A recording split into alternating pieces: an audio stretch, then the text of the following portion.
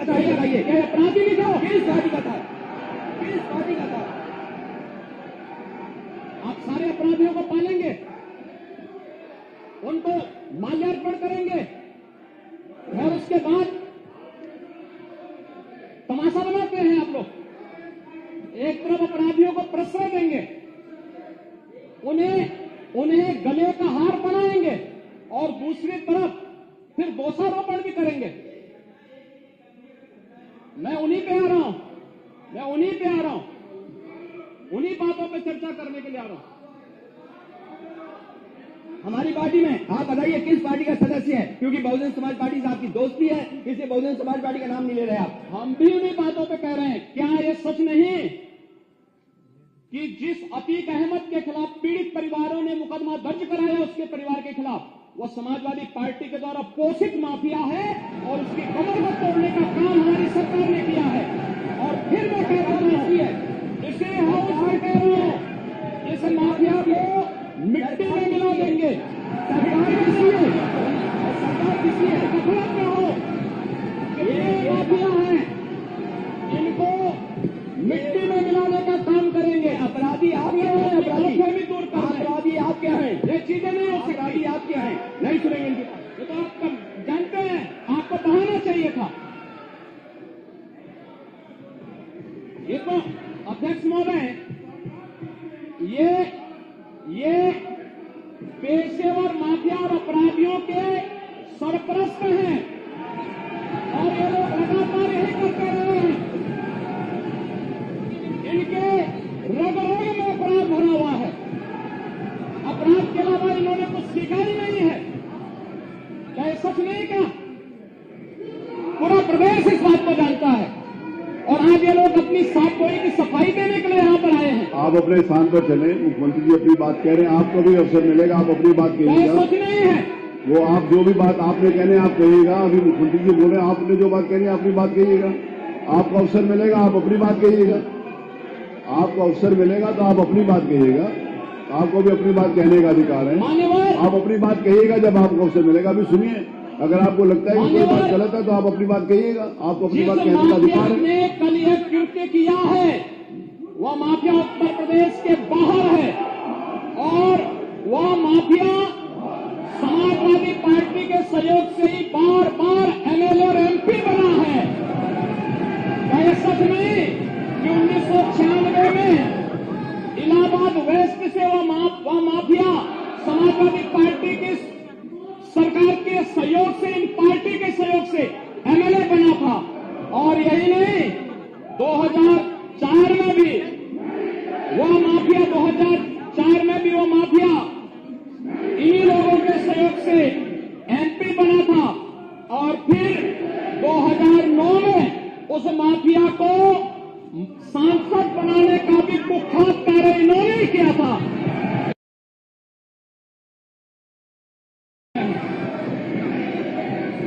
और मैं फिर इस बात पर कह रहा हूं कि माफिया कोई भी हो, सरकार की 040 की नीति है और उन माफियाओं के खिलाफ मिट्टी में मिलाने का काम उनको हमारी सरकार करेगी। पूरी मजबूती के साथ उनसे निपटने का कार्य करेगी। लेकिन चोरी और सीना चोरी दोनों नहीं कर सकता है। अब बात सुनिए, जो बात कह रहे हैं, अगर आप जो बात कही जा रही है उसको सुनिए। आप अपना जवाब दीजिए कि आपने सांसद बनाया था कि नहीं बनाया था, विधायक बनाया था कि नहीं बनाया था, आप तय करिए अपनी बात। जो माननीय मुख्यमंत्री जी कह रहे हैं, आप अपनी बात का जवाब दीजिए। आपको अवसर मिलेगा, आप अपनी बात का जवाब दीजिएगा।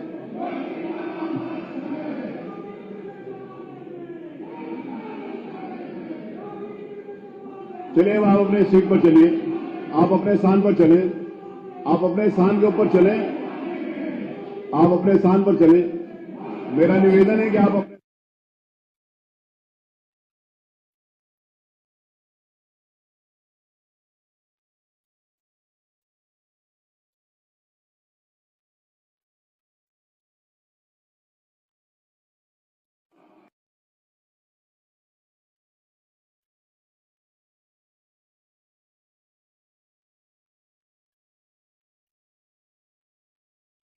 नेता सदन के द्वारा राज्यपाल के अभिभाषण के ऊपर अपनी बात कहनी थी। आपने एक विषय उठाया, माननीय मुख्यमंत्री जी ने उसका जवाब दिया। आपको अवसर मिलेगा तो आप अपनी बात कहिएगा। ये मंच सब लोगों के लिए खुला, आप अपनी बात कह सकते हैं। जो भी बात माननीय मुख्यमंत्री जी ने कही है, आपको लगता है कि वो असत्य है तो आप अपनी बात कहिएगा। आप अपनी बात आपको भी मैं पूरा अवसर दूंगा। उसमें जो भी बात मुख्यमंत्री जी ने कही है आपको लगता है कि असत्य है तो आप अपनी बात कहिएगा, अपनी सीट के ऊपर जाइए।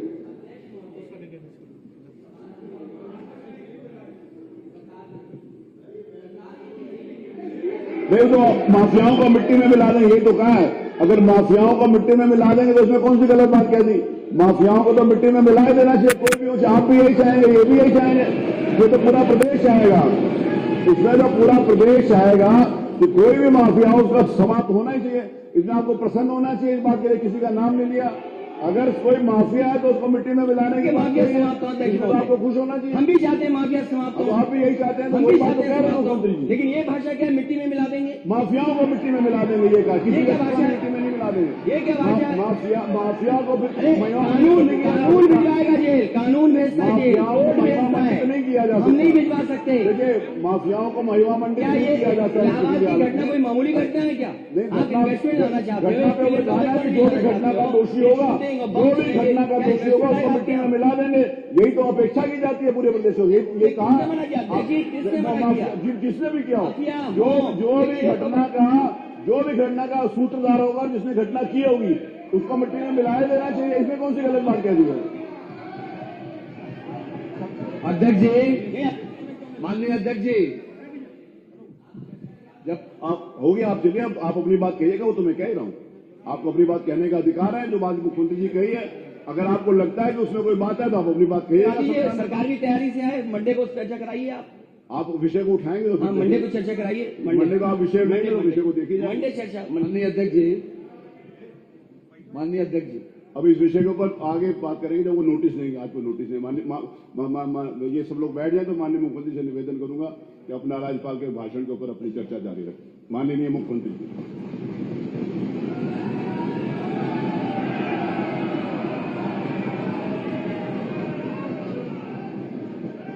अध्यक्ष जी, मैं आपका आभारी हूं कि आपने माननीय राज्यपाल महोदय के द्वारा 20 फरवरी को संवेद सदन में दिए गए भाषण पर मुझे इस सदन में माननीय सदस्य डॉक्टर नीलकंठ तिवारी जी के द्वारा प्रस्तुत प्रस्ताव पर इसका जवाब देने के लिए अवसर दिया है। मैं धन्यवाद दूंगा नेता विरोधी दल और सभी माननीय दलीय नेताओं का और उन सभी माननीय सदस्यों का जिन्होंने इस पूरी चर्चा में भाग लेकर के अपनी बातों को मजबूती के साथ इस सदन के सामने रखा। मैं हमेशा इस बात को मानता रहा हूं कि आप हमारी बातों से सहमत होंगे, नहीं होंगे, लेकिन लोकतांत्रिक तरीके से सदन की कार्रवाई को आगे बढ़ाने की आवश्यकता है और उन कार्यक्रमों के साथ ही हम संसदीय लोकतंत्र की गरिमा को और उसके गौरव को आगे बढ़ाने का कार्य कर सकते हैं। इससे पहले कि मैं अपनी बात को आगे बढ़ाऊं, मुझे महाकवि दिनकर की कुछ बातें याद आ गई।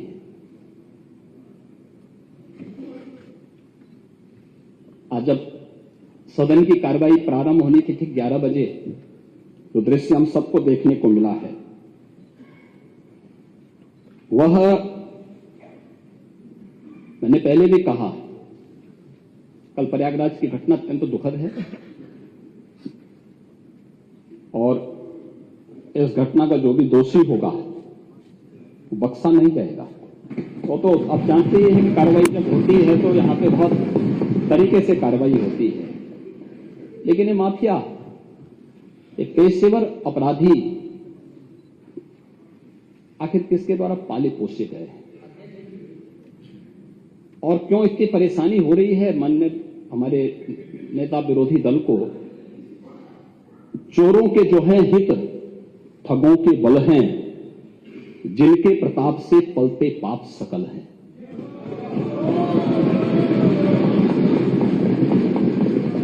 जो छल प्रपंच सबको प्रश्रय देते हैं या चाटुकार जन की सेवा लेते हैं, यह पाप उन्हीं का है।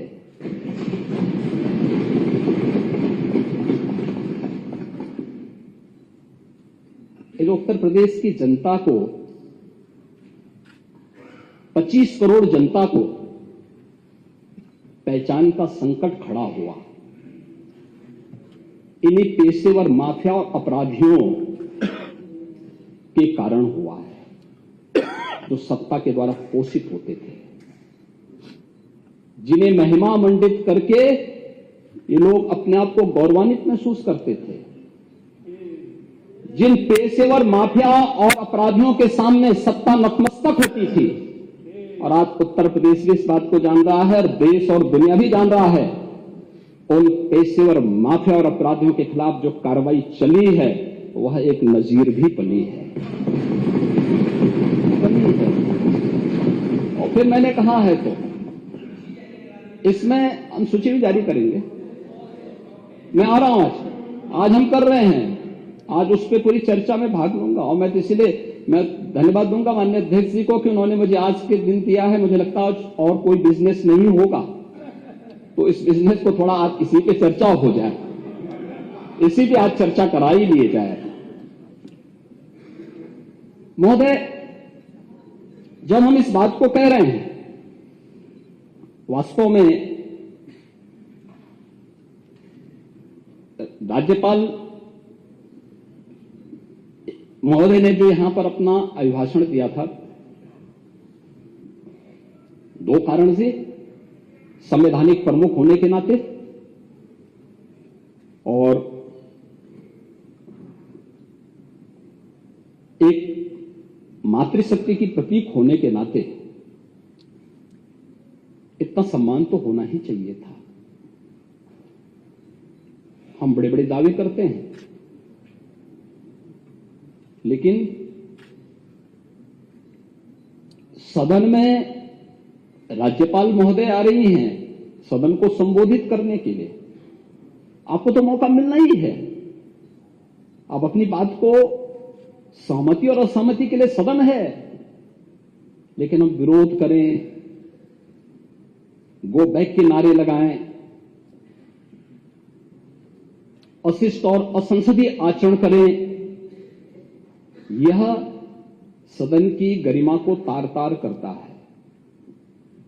दूसरा, मातृशक्ति की प्रतीक एक महिला राज्यपाल के द्वारा सदन को संबोधित किया जा रहा हो, हमारे लिए तो गौरव की बात होनी चाहिए, हर्ष की बात होनी चाहिए। उस समय नारे लगा करके पूरे सदन की कार्रवाई को बाधित करने का प्रयास हो। देश के अंदर किस प्रकार का संदेश हम देना चाहते हैं, किस प्रकार का संसदीय आचरण है, किस लोकतंत्र की आप बात कर रहे हैं, फिर किन संसदीय परंपराओं की बात कर रहे हैं, वह दृश्य भी हम सब ने देखा। जो एक महिला राज्यपाल उत्तर प्रदेश की सर्वोच्च संवैधानिक प्रमुख का सम्मान नहीं कर सकते, मान्यवर उनसे ये उम्मीद करना कि वो प्रदेश की आधी आबादी का सम्मान करेंगे, ये तो उनके शासनकाल के समय हुआ ही था, जब स्टेट गेस्ट हाउस की घटना घटित हुई थी।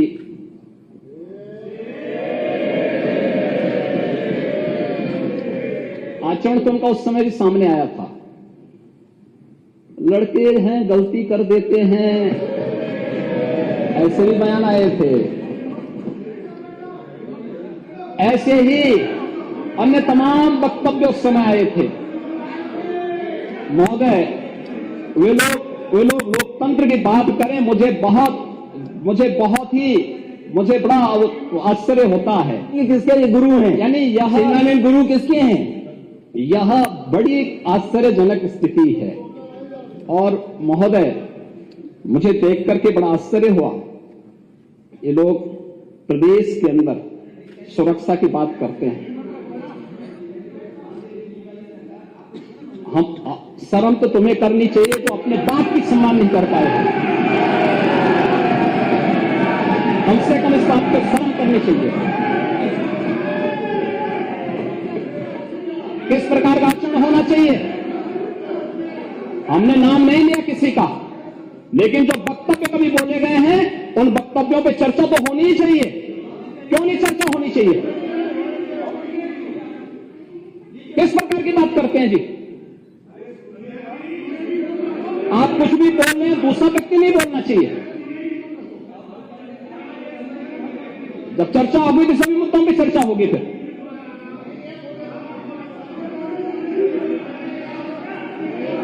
महोदय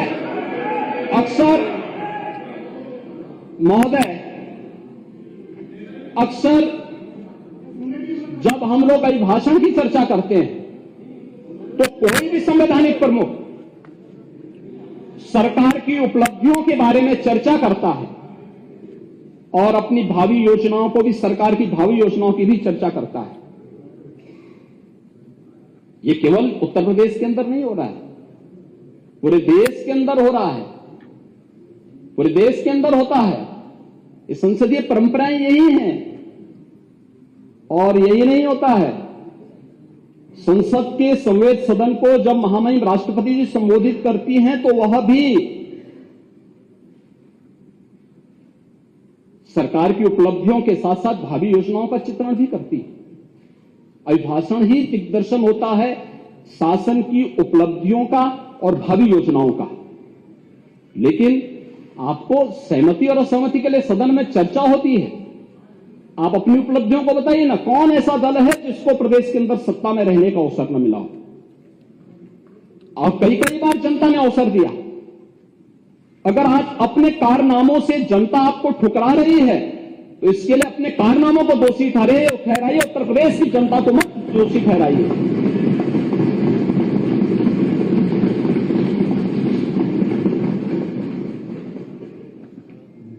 और महोदय मुझे आश्चर्य इस बात को हुआ, आश्चर्य तो मुझे इस बात के लिए हुआ कि उत्तर प्रदेश जिन जिन उपलब्धियों में नंबर 1 पर है, जिन बातों में पिछले 6 वर्षों में उत्तर प्रदेश ने नंबर 1 स्थान प्राप्त किया, उन उपलब्धियों के बारे में हर उत्तर प्रदेश वासी को गौरव की अनुभूति करनी चाहिए, चाहे वो सत्ता पक्ष का हो, विपक्ष का हो या कोई भी उत्तर प्रदेश का वासी हो। हर एक को गौरव की अनुभूति होनी चाहिए। हमारा उत्तर प्रदेश आगे बढ़े, हम सबको गौरव होना चाहिए। लेकिन हम कहें साहब ये तो गलत है, हम ये कहें कि साहब नहीं उत्तर प्रदेश तो अभी जो है 50वें स्थान पर है, तो 50 तो राज्य ही नहीं यूपी में अंदर। आश्चर्य होता है हमें, यानी उन्हें ये दिखाने में कि उत्तर प्रदेश तो अभी पिछड़ा है, उत्तर प्रदेश बीमारू है, ये बोलने में गौरव की अनुभूति होती है। ये उत्तर प्रदेश के बारे में इनकी मंशाओं को उजागर करता है, क्योंकि जब इनका शासन था तब कुछ कर नहीं पाए और आज डबल इंजन की सरकार डबल स्पीड के साथ उन योजनाओं को जमीनी धरातल पर उतार करके उत्तर प्रदेश के अंदर 25 करोड़ जनता को बिना भेदभाव के शासन की योजनाओं का लाभ दे रही है, तो उनको बुरा लगता है। ये सब बुरा लगता है और फिर उसको लेकर के तमाम प्रकार की चर्चाएं शुरू हो जाती हैं, तमाम प्रकार की बातें फिर शुरू होती हैं। होना तो चाहिए कि हर सदस्य को, हर माननीय सदस्य को, वो सत्ता पक्ष का हो विपक्ष का हो, उसको उत्तर प्रदेश के गौरव पर, उत्तर प्रदेश की उपलब्धि पर गौरव की अनुभूति करनी चाहिए। कमोबेश डबल इंजन सरकार ने ज्यादा एग्रेसिव तरीके से उसे आगे बढ़ाया है, श्रेय उसको ज्यादा मिलेगा। लेकिन थोड़ा बहुत योगदान हो सकता है कि किसी न किसी सरकार ने भी कुछ न्यू रखने में कुछ तो योगदान किया होगा, पिछली सरकारों ने भी, तो उसी के साथ अपना नाम भी जोड़ देना। तो देखो हमने भी किया, जैसे हर चीज के लिए बोलते हैं, वो तो हम भी करना चाहते थे लेकिन हम कर नहीं पाए। लेकिन चलो जोड़ दो भाई, बोल दो उत्तर प्रदेश आज खाद्यान्न उत्पादन में नंबर 1 पर है, तो हमने भी योगदान देने का प्रयास किया था, या हमने भी किया था। उस समय हम डाटा नहीं फीड कर पाए और भी नहीं कर पाए, हमें बोल देने की बोल दें, न बोले, कम से कम ये तो न बोले नहीं उत्तर प्रदेश में ऐसा नहीं हो रहा है। आप तो अन्नदाता किसानों को परेशान आपको अपमान कर रहे हैं। यूपी के नौजवानों के बारे में हम कहते हैं यूपी में सबसे अच्छा युवा है, स्किल मैन पावर हमारे पास है। नहीं, ऐसा नहीं, उत्तर प्रदेश में तो सब विश्वविद्यालय खराब हैं। अब ये आप क्या साबित करना चाहते हैं? उत्तर प्रदेश के बारे में उत्तर प्रदेश का जो परसेप्शन बना था, क्या उसमें कोई परिवर्तन ही नहीं आया? पिछले 6 वर्ष के अंदर कोई परिवर्तन ही नहीं देखने को मिला। लेकिन स्वीकार करने का की हिम्मत नहीं है और उन योजनाओं के बारे में उसको नकारने की एक जो आदत है, उस नकारने की इस आदत ने आज उत्तर प्रदेश को किस स्थिति में पहुंचाया है महोदय, ये किसी से छुपा हुआ नहीं है। और हम इस बारे में जानते हैं कि उत्तर प्रदेश आज जिन योजनाओं में नंबर 1 पर है, खाद्यान्न उत्पादन में आज उत्तर प्रदेश पूरे देश के अंदर नंबर 1 पर है। और मैं तो कहता हूं, बार बार कहता हूं कि उत्तर प्रदेश प्रकृति और परमात्मा की अपार कृपा का राज्य है, अपार कृपा का राज्य है।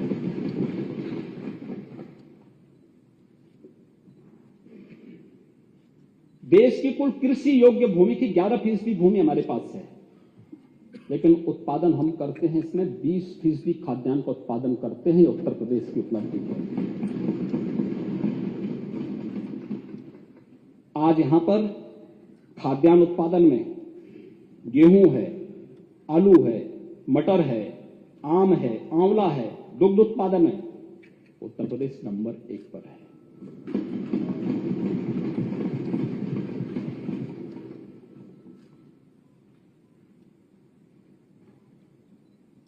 महोदय, गन्ना उत्पादन में उत्तर प्रदेश नंबर 1 पर है।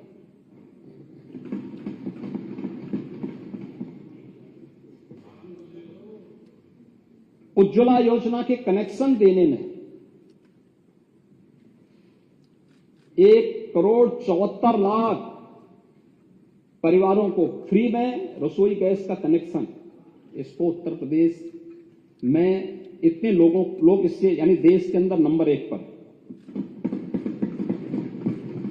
एक्सप्रेसवे में नंबर 1 पर, प्रदेश के श्रमिकों, स्ट्रीट वेंडर्स, इन सबको भरण पोषण भत्ता देने में नंबर 1, अटल पेंशन योजना नंबर 1, प्रधानमंत्री जीवन ज्योति योजना में नंबर 1, सूक्ष्म लघु मध्यम उद्यम 96 लाख यूनिट यूपी के अंदर हैं, जो परंपरागत उद्यम है, यूपी के औद्योगिक विकास की आधारशिला है, इसमें नंबर 1। कृषि निवेश पर किसानों को देय अनुदान में डीबीटी के माध्यम से भुगतान करने वाला देश का नंबर 1 राज्य है। देश में सर्वाधिक मेडिकल कॉलेज निर्माण करने वाला राज्य है और 1 डिस्ट्रिक्ट 1 मेडिकल कॉलेज के निर्माण की तरफ अग्रसर हुआ है, यह उत्तर प्रदेश राज्य है। हर गरीब के घर में शौचालय भी बने, सर्वाधिक शौचालय उत्तर प्रदेश ने बनाए, उसमें भी नंबर 1। मानव वन्य जीव संघर्ष को आपदा घोषित करने वाला देश का पहला राज्य, कौशल विकास नीति को लागू करने वाला पहला राज्य, गवर्नमेंट ई मार्केट से सबसे अधिक प्रोक्यूरमेंट करने वाला राज्य और पहला राज्य भी। प्रधानमंत्री आवास योजना में महोदय ग्रामीण और शहरी क्षेत्र में 52,77,000 गरीबों को एक आवास मिला है, बिना भेदभाव के मिला है, देश के अंदर नंबर 1।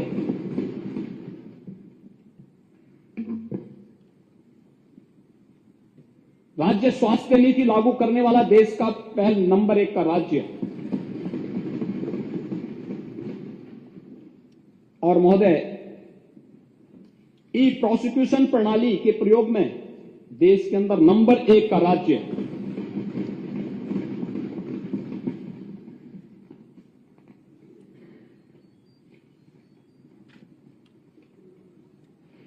दुग्ध उत्पादन में नंबर 1 राज्य है। प्रधानमंत्री जनधन अकाउंट 8,51,00,000 खाता धारक हैं, यानी 8,51,00,000 ये खाता धारक वे हैं जिनके बैंक में कभी अकाउंट नहीं खुल पाए थे। यह डबल इंजन सरकार आने के बाद ही उन बेचारों के अकाउंट खुल पाए और डीबीटी के माध्यम से पूरा 70% पैसा उनके पास पहुंचा। स्वामित्व योजना, गांव में जिनका घर जहां पर उसका मालिक वहीं पे उसका मालिकाना अधिकार दे देना।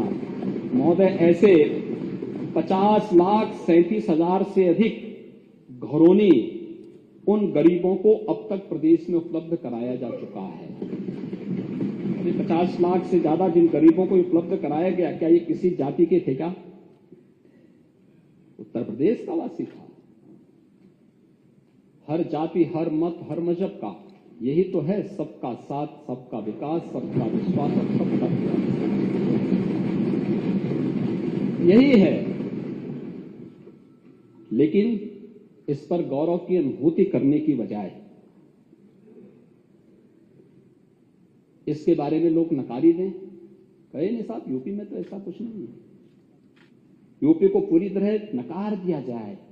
यूपी को आज भी हम वही आज से 7 साल 10 साल पहले जो यूपी था, जहां का यूथ अपनी पहचान छुपाने के लिए मजबूर होता था, अगर वही दिखाने का प्रयास कर रहे हैं तो आखिर हम यूपी के हितैषी हैं क्या? उत्तर प्रदेश के हितैषी हैं क्या?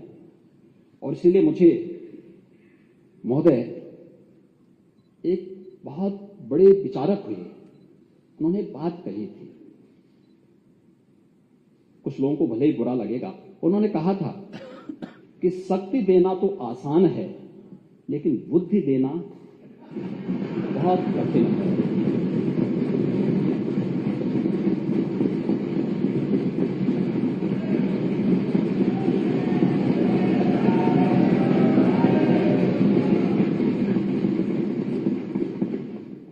अगर इसको सरल भाषा में मैं कहूं कि विरासत में सत्ता तो मिल सकती है, लेकिन बुद्धि नहीं मिल सकती।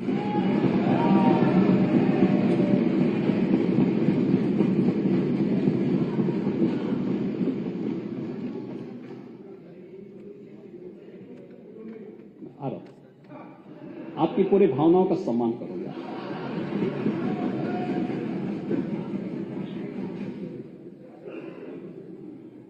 महोदय, वास्तव में नेता विरोधी दल थोड़ा गुस्सा कम कर लेना तो प्रदेश को तो एकजुट नहीं कर पाए, लेकिन परिवार को एकजुट कर पाएंगे।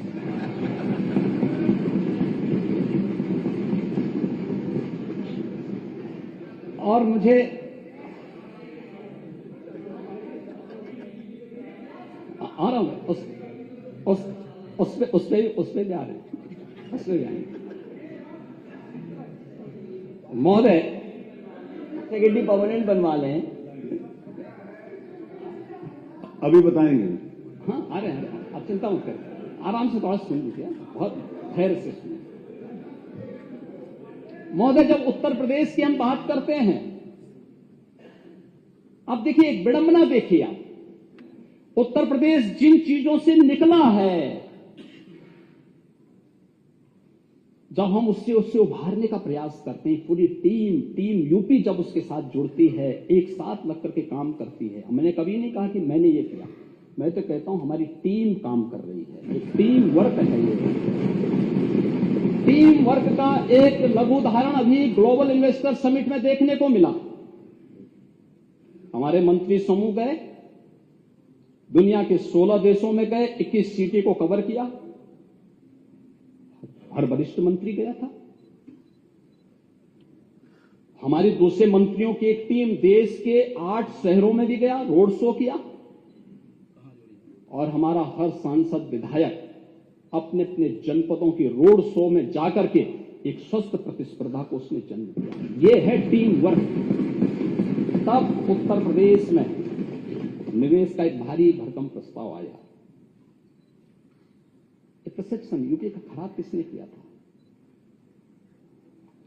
जिन लोगों ने बांटा था, जाति के नाम पे, मत और मजहब के नाम पे तमाम वादों के आधार पर समाज को बांटा था। हम प्रदेश में ईज ऑफ लिविंग की बात करते हैं, वो जाति की बात करते हैं। हम कहते हैं सबका साथ सबका विकास, शौचालय मिलेगा, सबको मिलेगा, हर गरीब हर जरूरतमंद को मिलेगा। गरीब की कोई जाति नहीं होती है, उसका कोई मत और मजहब नहीं होता है। उसको शौचालय मिलना चाहिए, उसको आवास मिलना चाहिए, उसको विद्युत का कनेक्शन मिलना चाहिए, उसको रोजगार मिलना चाहिए, उसके खेत तक पानी पहुंचना चाहिए और उसको शासन में रोजगार में कोई भेदभाव नहीं मिलना चाहिए। जब हम इस बात करते हैं, हम शौचालय देने की बात करते हैं, वो जाति की बात करते हैं। हम मकान देने की बात करते हैं, ये लोग जाति की बात करते हैं। हम रोजगार की बात करते हैं, ये जाति की बात करते हैं। हम एक अन्नदाता किसान के खेत में पानी पहुंचाने की बात करते हैं, ये लोग जाति की बात करते हैं। हम किसान की उपज को दुगना दाम देने की बात करते हैं, ये लोग जाति की बात करते हैं।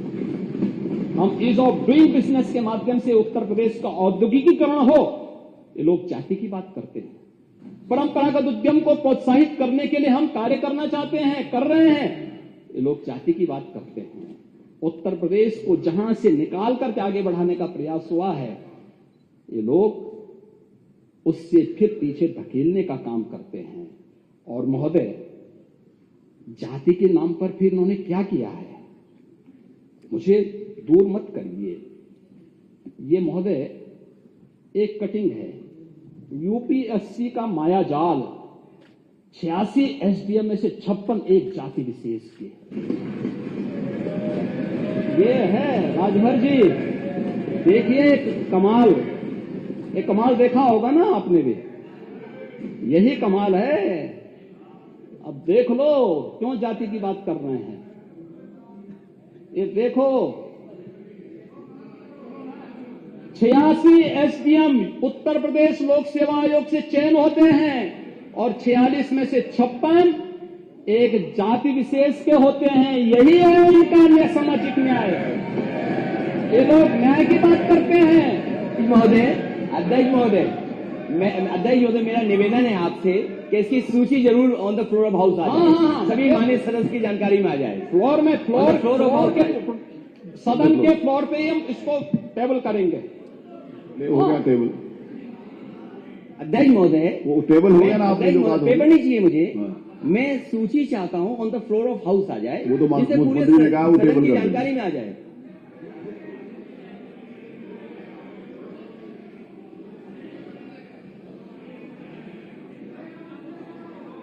महोदय, अध्यक्ष महोदय, ये सच्चाई है। सेलेक्ट और उनकी सूची उस मुख्यमंत्री समय जारी के करें। बोला है तो उनका है। उस समय के युवाओं के साथ क्या भेदभाव होता था? कौन सा ऐसा आयोग था? दिनों सेवा चयन आयोग, उत्तर प्रदेश लोक सेवा आयोग, माध्यमिक शिक्षा चयन आयोग, उच्चतर शिक्षा चयन आयोग, पुलिस की भर्ती, और कौन कौन सी भर्ती होती थी उस समय, क्या होता था? किसी से छुपा हुआ नहीं है। हाँ, उसी में लेखपाल दिनों सेवा चयन आयोग में ये सब होता था जी, उस समय हो जाता था। और सचमुच महोदय, उस समय की जो स्थिति थी उस समय, तब फिर मुझे बहुत, यानी उत्तर प्रदेश की जनता के पुरुषार्थ पर मुझे वास्तव में गौरव की अनुभूति होती है, जिसने प्रधानमंत्री मोदी जी के आह्वान पर 2014, 2017, 2019, 2022 में बार जनादेश देकर इस बात। आप पॉलिटिकल क्रेडिबिलिटी की बात करते हैं। पॉलिटिकल क्रेडिबिलिटी क्या होता है? के लिए कह रहे हो, दूसरे के लिए गुस्से कह रहे हो, अपना तो चेहरा देखिए थोड़ा। मैं तो बात उसके साथ बता रहा हूं आपको, आप जो कर रहे थे उसका एहसास करा रहा हूं मैं उसका एहसास करा रहा हूं कि बार बार देखिए, संसदीय लोकतंत्र में पॉलिटिकल क्रेडिबिलिटी का सबसे बड़ा माध्यम है जनता का जनादेश। और दूसरा, पॉलिटिकल क्रेडिबिलिटी का सबसे बड़ा माध्यम है दूसरा, देश और दुनिया का विश्वास। ये जो लगभग 35 लाख करोड़ रुपए के निवेश के प्रस्ताव उत्तर प्रदेश को प्राप्त हुए हैं, ये 35 लाख करोड़ रुपए के निवेश के प्रस्ताव ये पॉलिटिकल क्रेडिबिलिटी का सबसे अच्छा उदाहरण हो सकता है। जनादेश के अलावा ये सबसे बड़ा इसका उदाहरण हो सकता है। और आप प्रश्न खड़ा कर रहे हैं, आप निवेशकों को के उत्तर प्रदेश पर विश्वास पर प्रश्न खड़ा कर रहे हैं। आप अपने समय में कुछ नहीं कर पाए। उत्तर प्रदेश के अंदर उस समय जो इन्वेस्टर समिट के नाम पे कोई भी उद्यमी यूपी में नहीं आना चाहता था तो कहां करते थे उसमें इन्वेस्टर समिट? दिल्ली में और मुंबई में। तो पूछा जाता था भाई वहां क्यों कर रहे हैं? कहा साहब यूपी में कौन आएगा? तो जो व्यक्ति, मुझे एक बात बताओ, जो उद्यमी यूपी के अंदर नहीं आना चाहता है, आपके इन्वेस्टर समिट में नहीं आना चाहता है, तो क्या वे निवेश करने के लिए आएंगे? ये लोग यही करते थे और यही करते थे। और इसलिए महोदय, दिनकर जी ने बहुत अच्छी बात कही इसके लिए। और उन्होंने कहा था, मूल जानना बड़ा कठिन है नदियों का वीरों का, धनुष छोड़कर और गोत्र क्या होता रणधीरों का। पाते हैं सम्मान तपोबल से भूतल पर सूर, जाति जाति का शोर मचाते केवल कायर क्रूर। और यही है सच्चाई। यानी इनको यूपी की उपलब्धियों पे गौरव नहीं, उत्तर प्रदेश के नौजवानों को रोजगार मिले इसकी चिंता नहीं, उत्तर प्रदेश के किसानों की आमदनी कई गुना बढ़े इसकी चिंता नहीं, हर खेत में पानी जाए इसकी चिंता नहीं। बस अवसर मिले तो एक नया महाभारत रचाने की तैयारी हो जाती है। और यही तो इन्होंने किया है। यहां पे यूपी के अंदर तो यही सब कर रहे थे। महोदय अभी आ रहे हैं, उसके बाद आएंगे, चिंता मत करिए महोदय। आ रहे हैं सुन लो।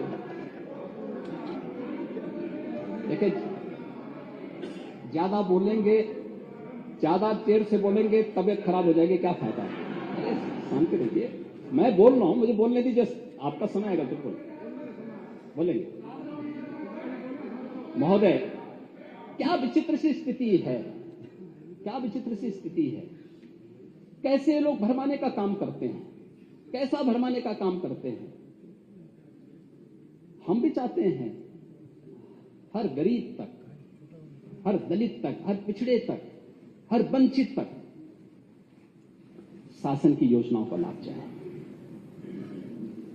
मैं हूं, मेरे कैबिनेट के तमाम मेरे साथी हैं, हमारे सहयोगी दलों के हमारे यहां पे नेता हैं, सभी हमारे माननीय जनप्रतिनिधि हैं। पीएम आवास योजना 52,77,000 गरीबों को मिला। हमने कोई पिक एंड चूज नहीं किया। उत्तर प्रदेश का ही गरीब है। ये सूची कब की बनी है? 2011-12 की। और उस सूची के अनुसार ये आवास मिल रहे हैं।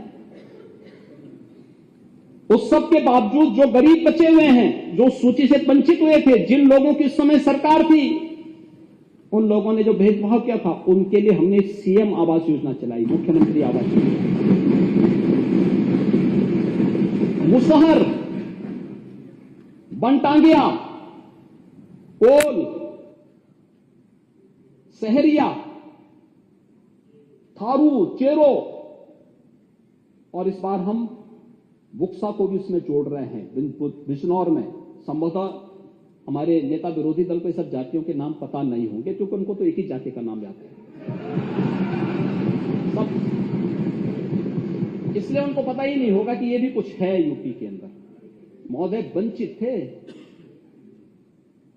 वंचित थे लोग। मार्च 17 में मैंने यहां पे मुख्यमंत्री पद की शपथ ली थी, और जनवरी में और दिसंबर में मैं यहां पर प्रदेश के अंदर दिसंबर 16 और जनवरी 17 में विधानसभा चुनाव के दौरान भी मैं उन गरीबों के बीच जाता था जो गरीब खाद्यान्न से वंचित किए गए थे। कुशीनगर जिला उसका एक उदाहरण है, सोनभद्र जिला है, चित्रकूट है। भूख से मौतें होती थी, और मैं कह सकता हूं आज, महोदय, आज मैं कह सकता हूं कि इस सदी की सबसे बड़ी महामारी आई। हर महामारी के साथ एक दूसरी महामारी साथ में चलती थी कि महामारी अगर ठीक भी हो जाती थी तो भूख से बड़ी संख्या में मौतें होती थी। पहली बार हुआ है, हमने देश के अंदर, दुनिया के अंदर सबसे अच्छा परिणाम इस महामारी के अंदर को दिया ही, मृत्यु दर सबसे कम। लेकिन मैं कह सकता हूं कोई भी व्यक्ति भूख से नहीं मरा है, और यह भी मैं दावे के साथ कह सकता हूं। लेकिन पहले भूख से मौतें होती थी, 17 के पहले भूख से मौत होती थी, यह सच्चाई थी। लेकिन ये स्वीकार करने को तैयार नहीं, क्योंकि पता ही नहीं इनको बनटांगिया कौन है, इनको पता ही नहीं होगा। मुसहर कौन है, इनको पता ही नहीं होगा। बुक्सा कौन है, इनको पता ही नहीं होगा। और महोदय, इसीलिए ये लोग उसकी चर्चा नहीं करेंगे। जब हम राष्ट्र गौरव की बात करते हैं, याद करिए, जब हम राष्ट्रीय एकता दिवस, सरदार वल्लभ भाई पटेल जी की पावन जयंती को आदरणीय प्रधानमंत्री जी के आह्वान पर हम लोगों ने राष्ट्रीय गौरव दिवस के रूप में मनाया, राष्ट्रीय एकता दिवस के रूप में मनाया। हम सब उस अभियान के साथ जुड़े थे। तब समाजवादी पार्टी जिन्ना का महिमा मंडन कर रही थी। यानी इनको पता ही नहीं, एक तरफ 31 अक्टूबर की तिथि राष्ट्रीय एकता दिवस के रूप में पूरे देश के अंदर मनाया जा रहा है। केवड़िया, जहां पर सरदार वल्लभ भाई पटेल जी की, लौह पुरुष सरदार वल्लभ भाई पटेल जी की सबसे बड़ी प्रतिमा स्थापित हुई है, और हर एक जनपद में कार्यक्रम हो रहे थे, अलग अलग स्तर पर कार्यक्रम हो रहे थे। एक तरफ सरदार वल्लभ भाई पटेल, भारत की एकता के शिल्पी, जब हम उन्हें सम्मान देने का काम कर रहे थे, समाजवादी पार्टी उस दिन जिन्ना की आरती उतार रहा था। ये तो इनकी स्थिति है। इनको राष्ट्र को जोड़ने वाला और राष्ट्र को तोड़ने वाला, उसमें भी अंतर महसूस नहीं। इसलिए मैंने कहा कि शक्ति देना आसान है, लेकिन बुद्धि देना कठिन है, बहुत कठिन है। हर व्यक्ति इसको नहीं कर सकता है। और महोदय, यहां पे इसके अलावा यहां पर एक नई चर्चा, परसों कह रहे थे नेता विरोधी दल, उस दिन कह रहे थे खेल के बारे में, कह रहे थे कि आप अकेले अकेले क्यों कर रहे हैं। भाई, मैं तो अकेले ही हूं और अकेले ही आया हूं और अकेले ही जाना है। मैं तो अकेले ही जाऊंगा महोदय। हाँ, मॉल में भी जाते, नहीं बॉल नहीं, मैं यही कह रहा हूं। लेकिन ये कैसे खेलते थे, इसका मैं एक समाचार पत्रों को देख रहा था। मैंने कहा नेता विरोधी दल बहुत बड़े खिलाड़ी होंगे, तो हो सकता हम इनका नाम किसी पुरस्कार के लिए भेज दें। भाई, यूपी के किसी खिलाड़ी को मिले तो हमारे लिए तो ये बहुत अच्छी बात होनी चाहिए। हमने अभी तमाम खिलाड़ियों को नौकरी के दिए। अभी याद करिए, हमने एक अभी नायब तहसीलदार बनाया, यादव लड़का, अच्छा खिलाड़ी है यूपी का। हमने भेदभाव नहीं किया, वो योग्य था।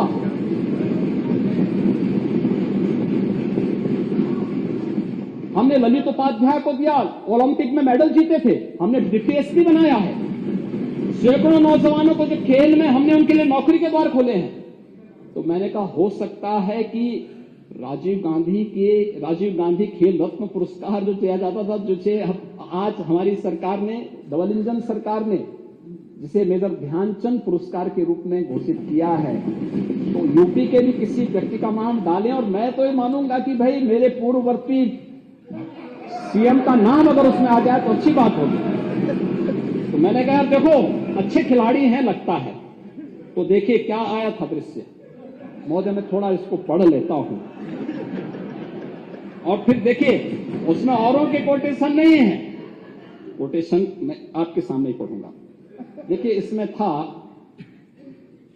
कि सीएम के आते ही बरसे रन, ठीक है। 12वें ओवर में सीएम का शॉट सीधे कप्तान आलोक रंजन के हाथ में चिपक गया। ये क्रिकेट खेल रहे हैं, पहली बॉल में कैच आउट हो रहे हैं, लेकिन वहां से कह दिया जाता है कि ये तो नो बॉल है।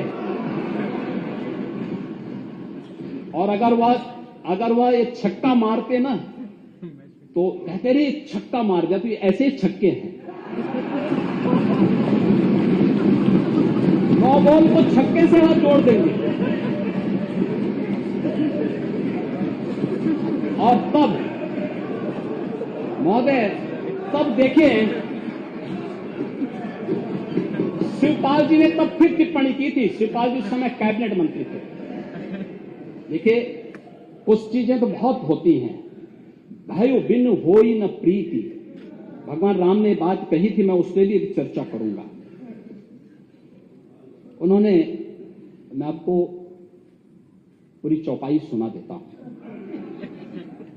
उन्होंने कहा था, विनय न मानत जलधि जड़, गए तीन दिन, बोले राम सकोप तब,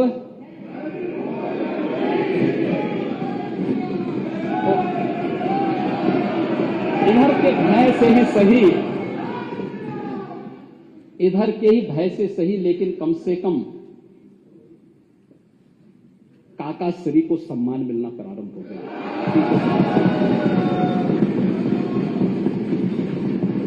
उन्होंने उस समय बहुत अच्छी टिप्पणी की थी। उन्होंने एक बात की थी, देखिए ये तो देखिए, ये नव भारत टाइम्स की वो है उस समय की।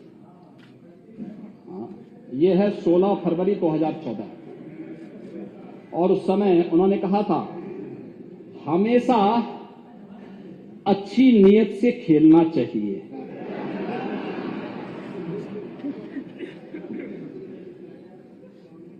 मेरे पास भी खेल का सर्टिफिकेट है और मैं आज भी खेल रहा हूं। हालांकि मंजिल तक पहुंचने के लिए खेल के साथ साथ दांव पेच भी आने चाहिए।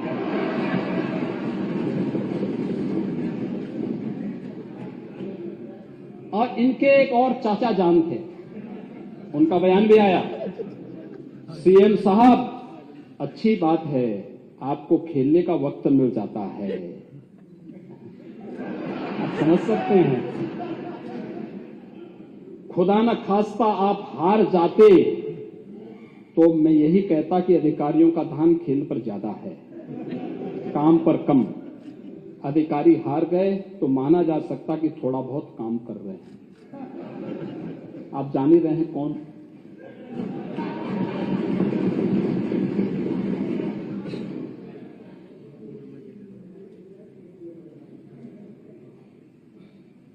महोदय, ये इनका खेल होता था, और ये खेल तो और भी जगह इनके होते थे। बहुत खेल होते थे प्रदेश में, खेल ही खेल तो होते थे। खेल तो प्रदेश की जनता ने बहुत देखे हैं महोदय, इतने खेल,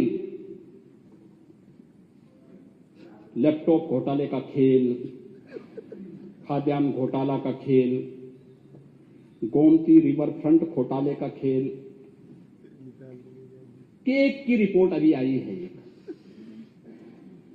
महोदय। एक कार्यकाल का 97,000 करोड़ रुपए के घोटाले का उल्लेख उन्होंने किया है। 97,000 करोड़। भर्ती घोटाला का खेल भी प्रदेश के अंदर हुआ है। और चयन आयोगों पर हाईकोर्ट की टिप्पणी, भर्तियों में जमकर भ्रष्टाचार और प्रतिभा के साथ छल, ये भी खेल होता था। और मुजफ्फरनगर के दंगे, मथुरा में राम वृक्ष कांड का खेल।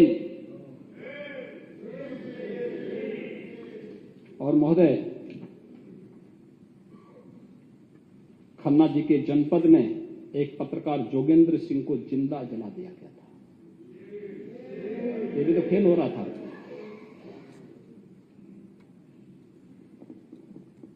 और भी तमाम चल रहे हैं। बुंदेलखंड की क्राइसिस, सबसे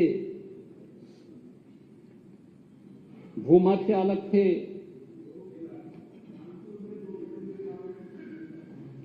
चल रहे हैं, उस पर भी आऊंगा अभी। तमाम एक खेल एक और चल रहा था, आतंकियों पर लगे मुकदमों को वापस लेने का खेल भी चल रहा था। ये सभी खेल उत्तर प्रदेश के अंदर चलते थे महोदय। ये खेल कहां तक लेके जाएंगे लोग? और तो मुझे कर रहे थे, इसलिए मुझे ऐसा कोई कुछ नहीं खेलना है।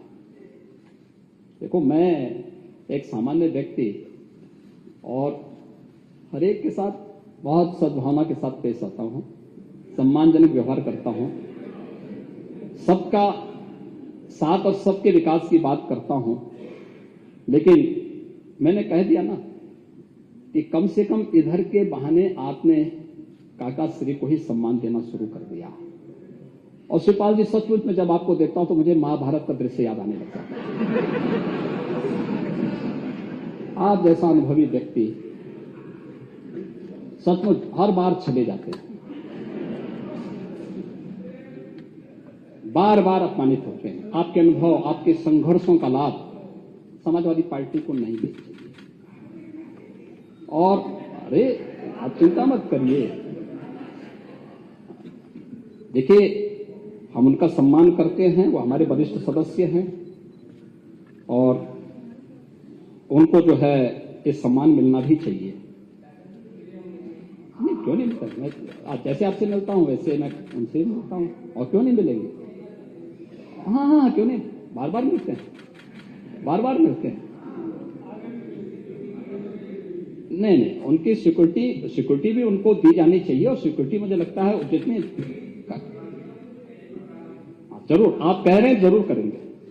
आपने सिफारिश कर दी है, जरूर उनको मिलनी चाहिए, जरूर मिलनी चाहिए। और चाचा को भी अपने स्वाभिमान को बनाए रखना चाहिए।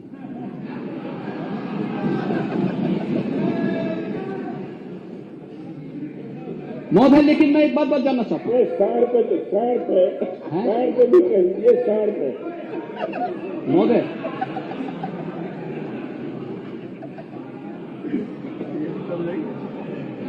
एक और प्रकरण जो इन्होंने इस दौरान उठाया, जब पूरी दुनिया, पूरा देश यूपी के अंदर आया था, हाँ, आपने आखिर क्यों इतना उनका अपमान कर रहे हैं? मुझे इसीलिए लगता है, देखिए मैं सही बता रहा हूं, मैं जब शिवपाल जी को देखता हूं, वो बेचारे सम विषम परिस्थितियों में जिस उसके साथ रहते हैं, उनको देखता हूं तो मुझे महाभारत का दृश्य याद आने लगता है। और मैं उनके कह सकता हूं, और बहुत सहज दृश्य, उनका जो सरल स्वभाव है, उस सरल स्वभाव के नाते मैं आपको याद दिलाना चाहता हूं, देखो, ज्यादा अपमान करना बंद कर दें, सम्मान देना शुरू करें, और उनको उनकी गरिमा के अनुरूप को करना चाहिए। महोदय, एक कुछ प्रकरण जो इन्होंने जानबूझ करके उठाए उत्तर प्रदेश के अंदर, ये खास तौर पर जैसे ही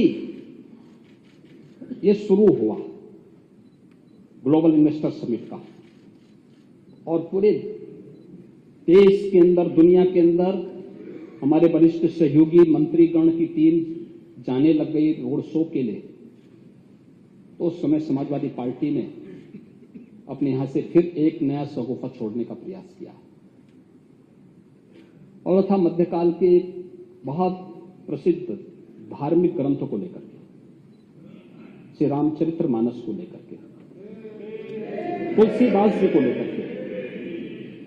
महोदय, संत तुलसीदास जी ने जिस कालखंड में रामचरितमानस की रचना की थी,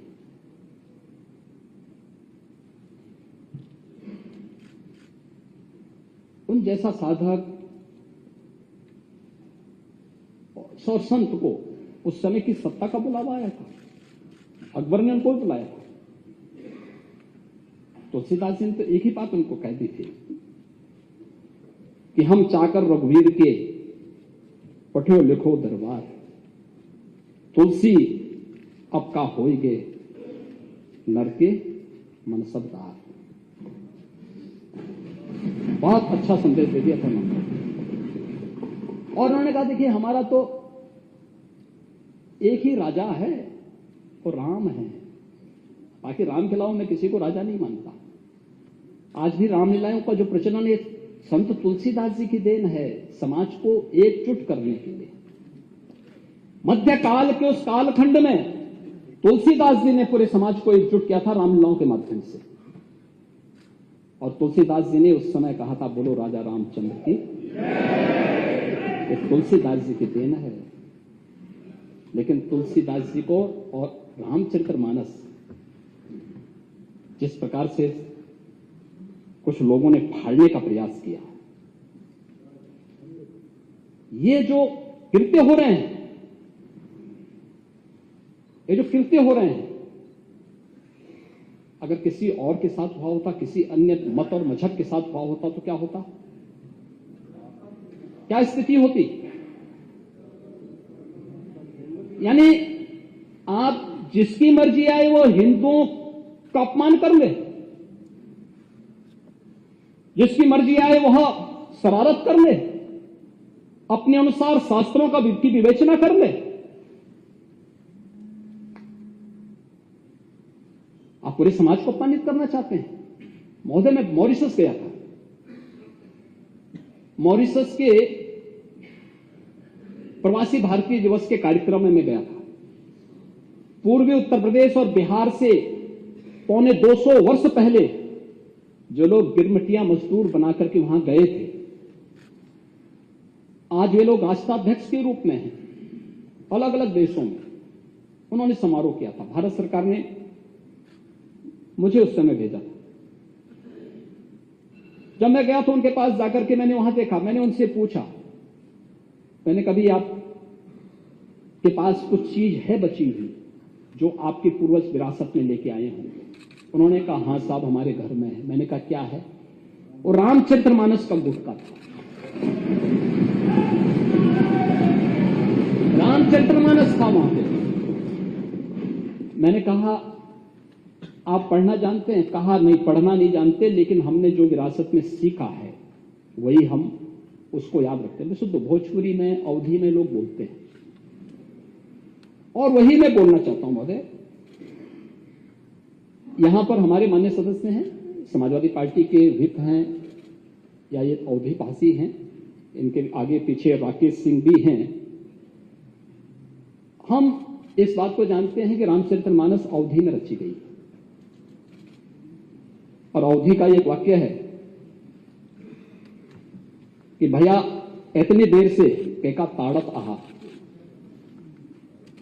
आप कुछ बताएंगे इसका अनुवाद क्या है? ताड़त का मतलब क्या है इसमें? क्या मारने से है क्या?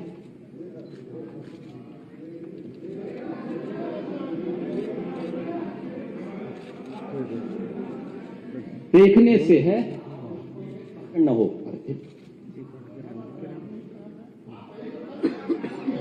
अध्यक्ष महोदय, संरक्षण अध्यक्ष महोदय आपसे संरक्षण है क्योंकि आपने मुझे रोका था, याद है आपको?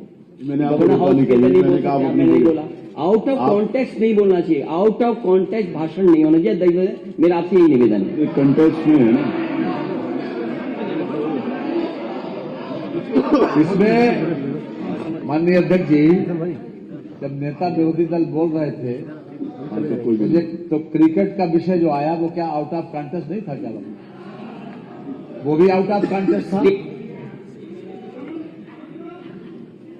ये अपने आप में नहीं, ये टोकना नहीं चाहिए ये बात। जब नेता प्रतिपक्ष बोल रहे थे किसी ने भी नहीं टोका, माननीय मुख्यमंत्री जी बोल रहे हैं। बाकी ये अपनी बात टोकना नहीं चाहिए हमारे बात। महोदय दूसरा है, हमारे बुंदेलखंड से मान्य सदस्य कितने हैं? थोड़ा हाथ खड़ा करेंगे सबको। बुंदेलखंड के महोदय, बुंदेलखंड संत तुलसीदास जी का जो जन्म हुआ था वो आज के चित्रकूट जनपद के अंदर राजापुर गांव में हुआ था। और वहां पे अगर आप देखेंगे बुंदेलखंडी में अगर हम बात करेंगे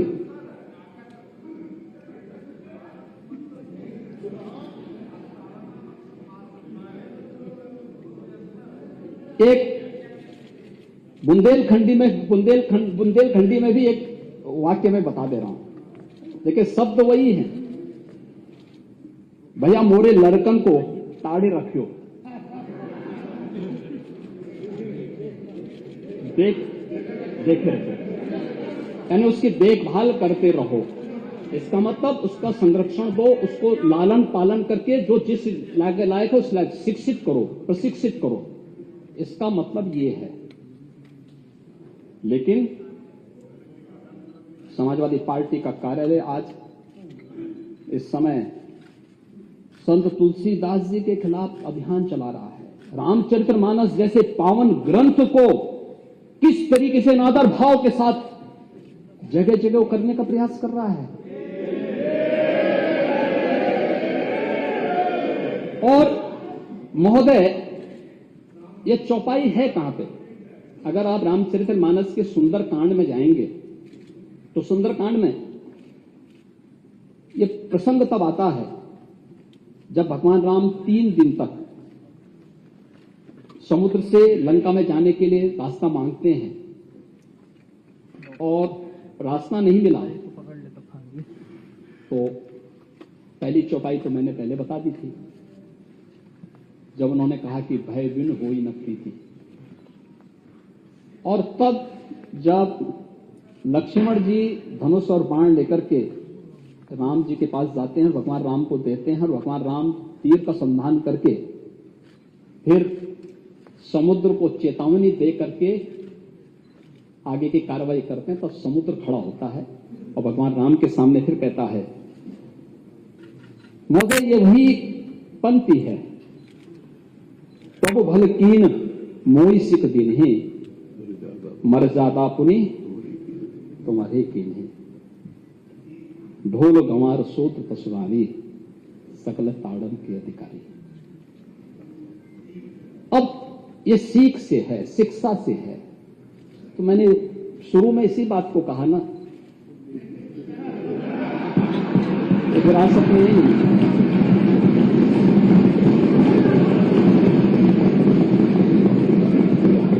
ढोल एक वाद्य यंत्र है। गंवार का मतलब अशिक्षित से है, शूद्र का मतलब श्रमिक वर्ग से है, किसी जाति विशेष से नहीं है। और बाबा साहब भीमराव अंबेडकर भी इस बात को कह चुके हैं कि दलित समाज को आप शूद्र मत बोलो। और आपने तो बाबा साहब भीमराव अंबेडकर जी के प्रति किस प्रकार का व्यवहार किया था, तो जग जाहिर है। उनके नाम से बनी हुई संस्थाओं के नाम बदल दिए गए, क्या कुछ नहीं किए। आपने तो घोषणा भी की थी कि हम आएंगे तो बाबा साहब भीमराव के अंबेडकर के सारे स्मारकों को हटा देंगे, टेंट हाउस खोल देंगे, वहां पे मैरिज हॉल खोल देंगे। तो घोषणा भी तो कर रहे थे आप। आज सामाजिक न्याय की बात करते हैं। और नारी का मतलब स्त्री से है, मातृसत्ता से है। मध्य काल में जब यह रचा गया था उस समय महिलाओं की स्थिति क्या थी? रामचरितमानस की रचना जिस कालखंड में हुई थी उस समय महिलाओं की स्थिति क्या थी? किसी से छुपा हुआ नहीं। बाल विवाह जैसी विकृतियां भी उसी समय पनपी थी। इसलिए पनपी थी क्योंकि जिस प्रकार की शासन सत्ता थी, जिस प्रकार की अराजकता थी, उसको ध्यान में रख करके और उसको इस रूप में लेकर के मैं वही बोलना चाहता हूं कि आखिर विरोधी दल से जुड़े हुए समाजवादी पार्टी, विरोधी दल को मैं दोषी नहीं दे सकता, सॉरी, मैं समाजवादी पार्टी से ही कहना चाहता हूं कि आखिर आप इसके नाम पर, जिस पर उत्तर प्रदेश को गौरव की अनुभूति होनी चाहिए कि राम की धरती है, कृष्ण की धरती है, गंगा यमुना की धरती है, संगम की धरती है, और उत्तर प्रदेश की धरती पर रामचरितमानस और वाल्मीकि रामायण जैसे पवित्र ग्रंथ रचे गए, जिस उत्तर प्रदेश वासी को गौरव की अनुभूति होनी चाहिए, आप उस पवित्र ग्रंथ को जला करके क्या देश और दुनिया में रहने वाले 100 करोड़ हिंदुओं को अपमानित करने का काम नहीं कर रहे हैं?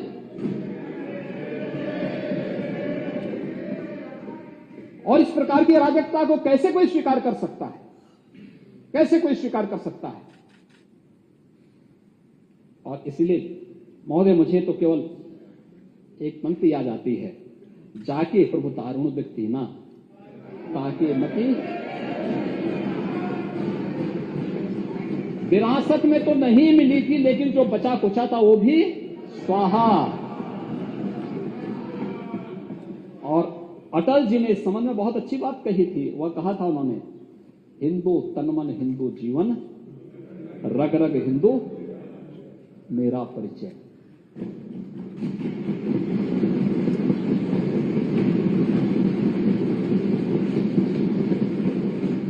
हिंदू कहने में शर्माते, दूध लजाते लाज न आती। घोर पतन है अपनी मां को मां कहने में फटती छाती।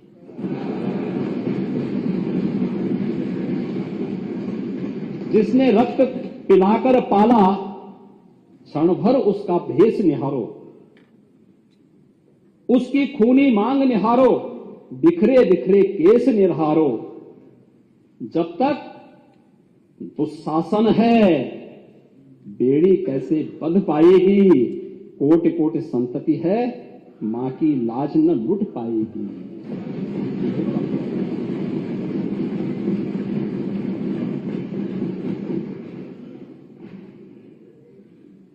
महोदय, मातृशक्ति की बात हो रही थी।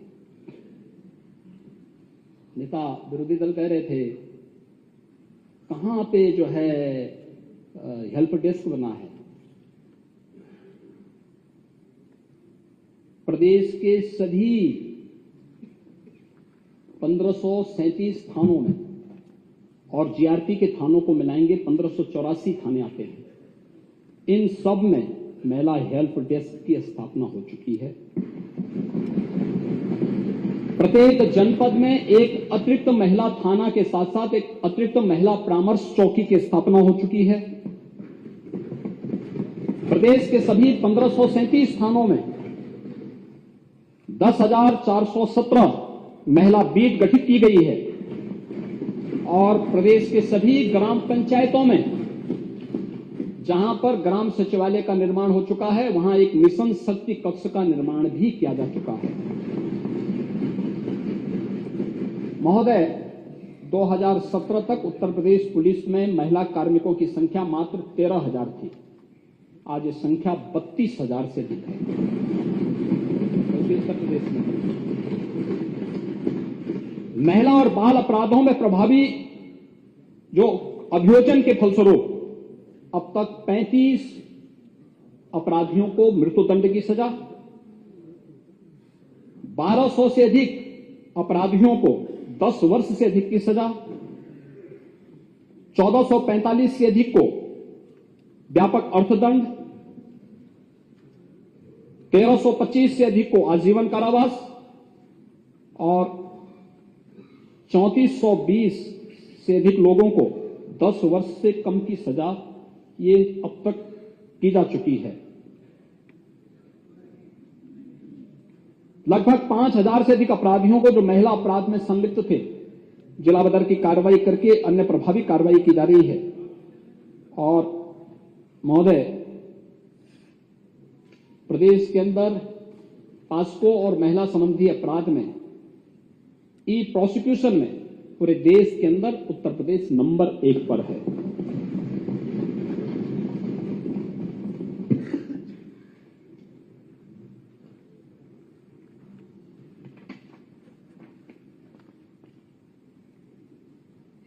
प्रदेश के अंदर महोदय, अगर आप देखेंगे कि सेफ सिटी आज प्रदेश के अंदर सभी नगर निगमों को, गौतम बुद्ध नगर को सेफ सिटी के रूप में हम लोग डेवलप कर रहे हैं। इसमें स्मार्ट सिटी मिशन और यूपी पुलिस मिलकर के इस कार्यक्रम को आगे बढ़ा रही है। 3 महिला पीएसी बटालियन का गठन ये कार्रवाई युद्ध स्तर पर चल रही है। 7 पुलिस कमिश्नरेट का गठन भी इस दौरान हुआ है। 1,53,728 पुलिस की भर्तियां अब तक सकुशल संपन्न हो चुकी हैं। 244 थाने, 133 चौकियां, 78 जिलों में एंटी थेफ्ट पुलिस थाने, 40 एंटी ह्यूमन ट्रैफिकिंग यूनिट थाने, 74 जिलों में 79 महिला पुलिस चौकियां और परामर्श केंद्रों की स्थापना भी की गई है। हर रेंज में साइबर क्राइम थाने की स्थापना हुई है। हर रेंज में फॉरेंसिक लैब की स्थापना के साथ साथ लखनऊ में state institute of forensic sciences का भी निर्माण कार्य प्रगति पर है। इसी सत्र में हम वहां पाठ्यक्रम भी प्रारंभ करने जा रहे हैं। और एंटी भूमाफिया टास्क फोर्स ने अब तक 64,000 हेक्टेयर से अधिक भूमि भूमाफियाओं से कब्जे से मुक्त कराई है।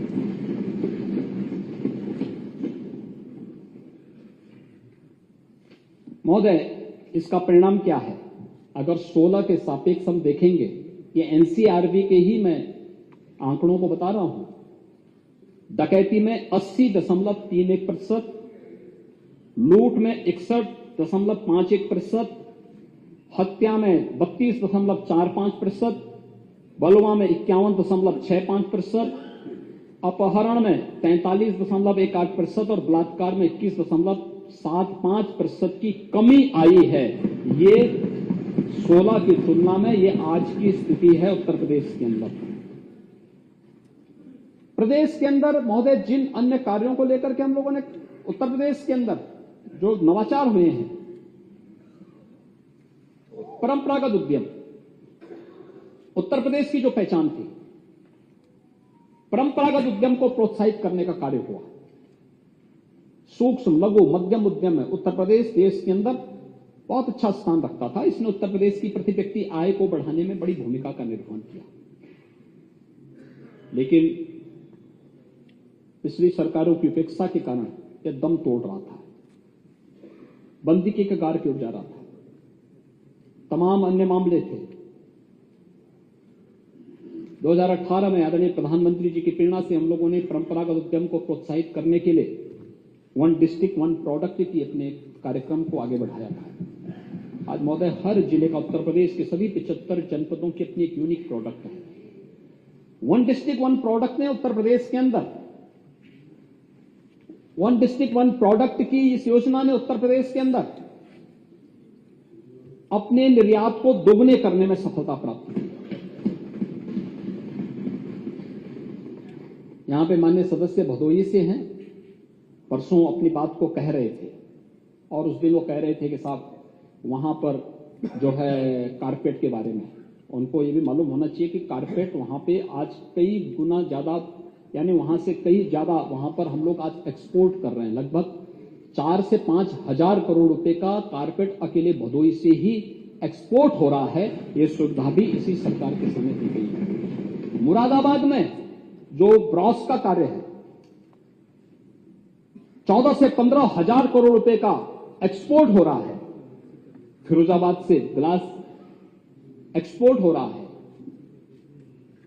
अन्य हर एक जनपद से कुछ न कुछ चीजें आज प्रारंभ हुई हैं। उत्तर प्रदेश एक्सपोर्ट का हब बने, यह आज देखने को मिल रहा है। आज लोग आकर्षित हो रहे हैं और उत्तर प्रदेश की इसी उपलब्धि को लेकर के आदरणीय प्रधानमंत्री जी ने 2018 में उत्तर प्रदेश को डिफेंस मैन्युफैक्चरिंग कॉरिडोर भी दिया।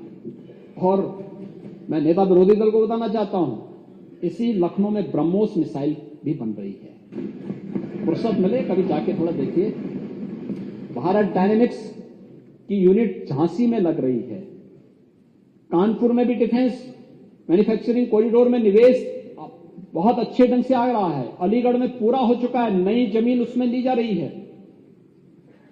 चित्रकूट में पूरा एक कॉरिडोर और झांसी के लिए भी एक पूरा नया कॉरिडोर बुंदेलखंड एक्सप्रेसवे से हम वहां के लिए दे रहे हैं। बजट में आपने देखा, ये सभी चीजें हम उसके साथ जोड़ रहे हैं। प्रदेश के अंदर बेसिक शिक्षा परिषद की स्थिति क्या थी? अगर मैं सही आंकड़े इनको दे दूं, 2017 के पहले बेसिक शिक्षा परिषद के अधिकतर विद्यालय बंदी के कगार पर थे।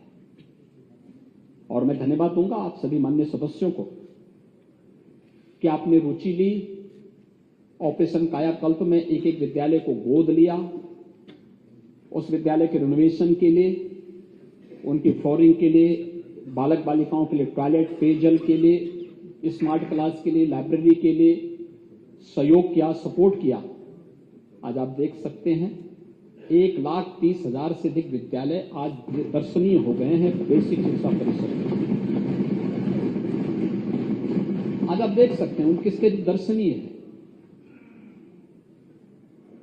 कुछ लोग कहते थे नकल करना हमारा जन्मसिद्ध अधिकार है। उत्तर प्रदेश के नौजवानों के सामने संकट खड़ा कर दिया था पहचान का। आज उत्तर प्रदेश में नकल विहीन परीक्षा हो रही है।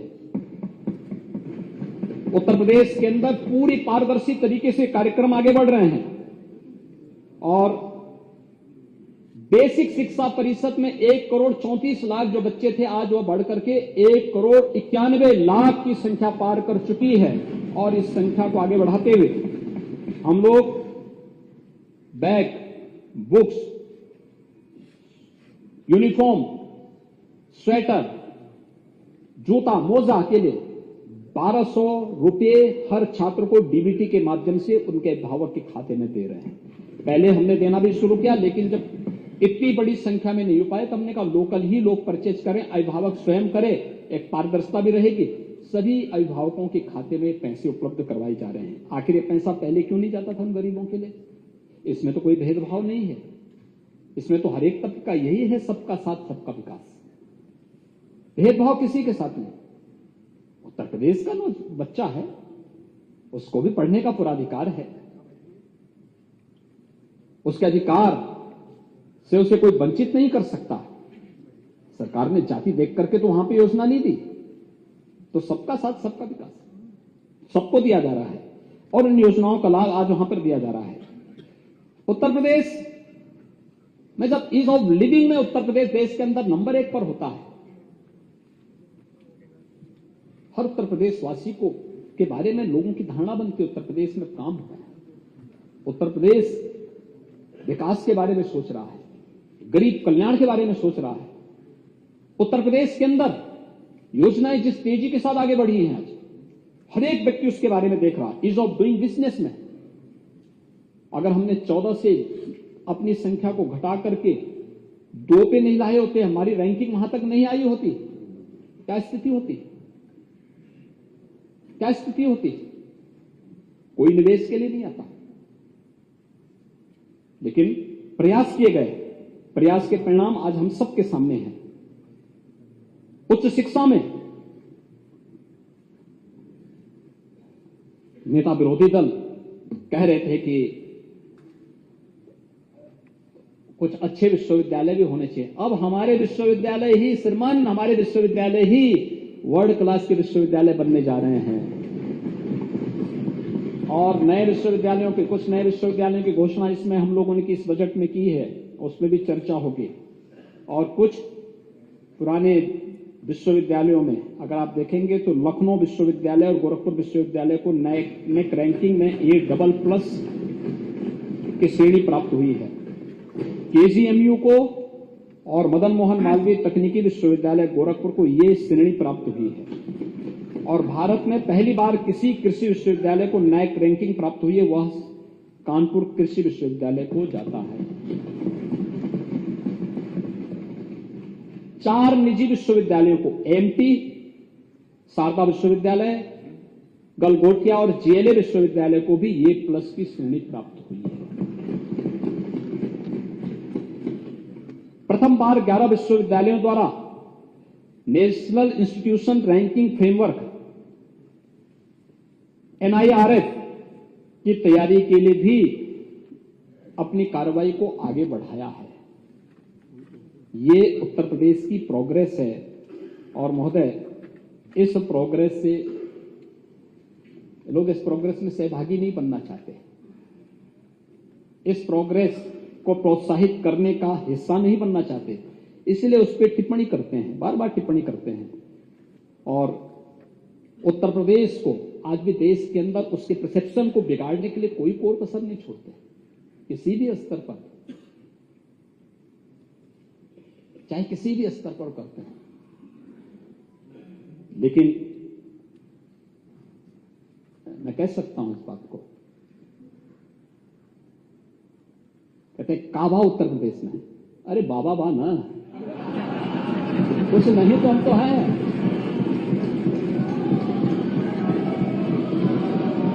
उससे भी परेशान है। परेशानी तो हर व्यक्ति की समझी जा सकती है। महोदय, हेल्थ में 1 district 1 medical college, 1 district 1 medical college, आज उत्तर प्रदेश उधर जा चुका। कोई सोचता था?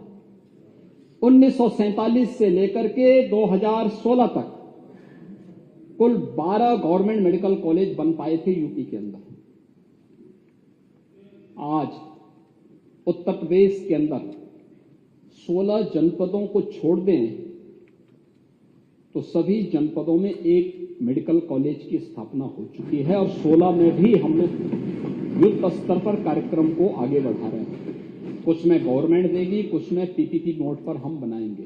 अच्छी हेल्थ सुविधा मिलनी चाहिए, क्वालिटी हेल्थ सुविधा मिलनी चाहिए। गोरखपुर और रायबरेली एम्स आज क्रियाशील हो चुके हैं।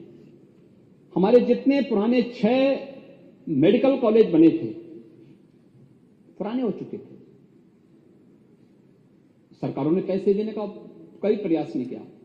हम आभारी हैं आदरणीय प्रधानमंत्री जी के, उन्होंने सुपर स्पेशलिटी का ब्लॉक उन सभी में दिया और वे सब क्रियाशील हो चुके हैं। चाहे गोरखपुर हो, चाहे मेरठ हो, चाहे प्रयागराज हो, चाहे कानपुर हो, झांसी है, आगरा है, इन सभी में उन्हें भी क्रियाशील या तो किया जा चुका है या कोरोना कालखंड में उन्होंने बहुत अच्छा काम किया, वहां पे अच्छे परिणाम आए। डिस्ट्रिक्ट स्तर पर, जिले स्तर पर जो हमारे जिला चिकित्सालय थे, उनकी स्ट्रेंथनिंग का कार्य हो रहा है।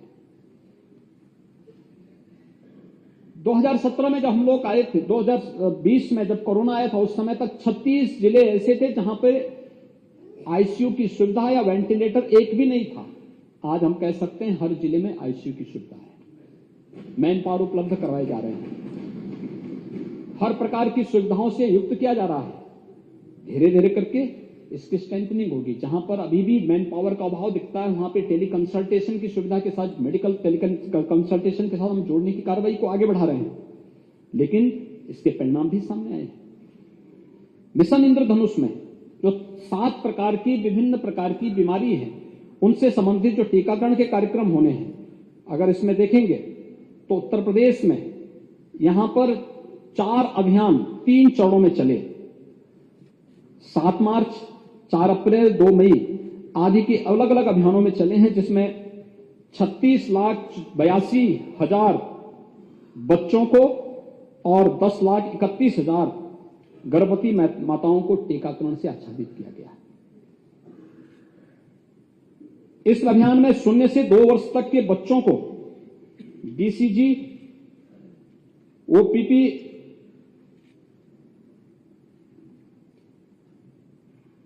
Rotavirus, IBP, measles and rubella, जापानी इंसेफ्लाइटिस आदि के डोज और गर्भवती महिलाओं को टेटनस और डिप्थीरिया का टीका लगा करके भी उन्हें प्रतिरक्षित करने का कार्य किया गया। रिजल्ट क्या है? अगर 16 की दृष्टि अगर हम देखेंगे, जो रिपोर्ट हमारे सामने आती है, ये रिपोर्ट है, ये हमारी अपनी रिपोर्ट नहीं है, नेशनल फैमिली हेल्थ सर्वे की रिपोर्ट है। और 2016 से 2019-20 के बीच में अगर आप देखेंगे तो मातृ मृत्यु दर 197 से घट करके अब 167 पे आई है। ये एक उपलब्धि है, यानी इतनी माताएं पहले उस दौरान मृत्यु के शिकार होती थी। शिशु मृत्यु दर, जो नवजात शिशु थे, 30 से घट करके इसे 28 में लाने में सफलता प्राप्त की है। इन्फेंट मोर्टेलिटी रेट, यानी जन्म से 1 वर्ष की अवधि के बीच जो मृत्यु होती है, ये 43 से घट करके 2020 में 38 हुआ है। और इसके अलावा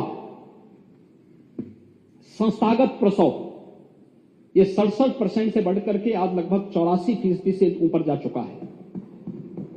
फुल इम्यूनाइजेशन 51% से बढ़कर के 70% जा रहा है और सकल प्रजनन दर 2.7 से घट करके यह 2.4 तक आया है।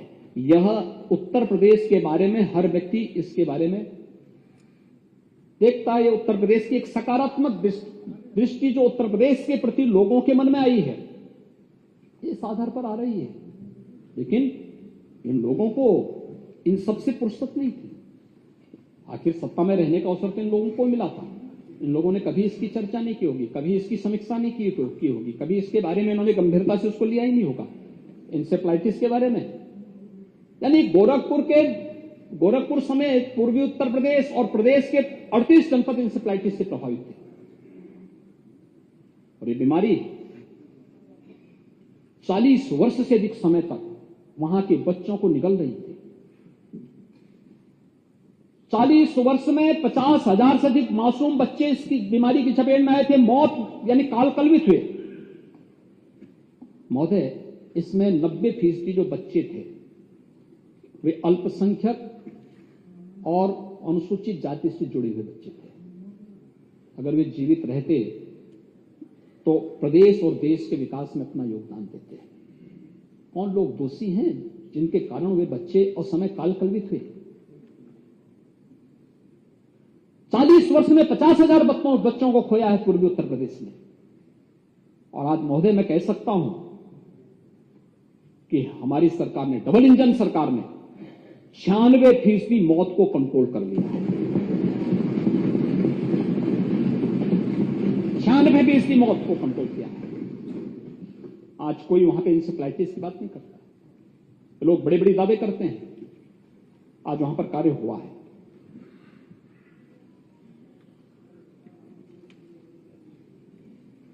उत्तर प्रदेश के अंदर जो आज G20 से संबंधित, उसके लिए भी हम आभारी हैं आदरणीय प्रधानमंत्री जी के कि 11 से 12 मीटिंग उत्तर प्रदेश के अंदर होने जा रही है, जिनमें से 2 संपन्न हो चुकी है, आगरा और लखनऊ। मैं धन्यवाद दूंगा आगरा और लखनऊ वासियों को,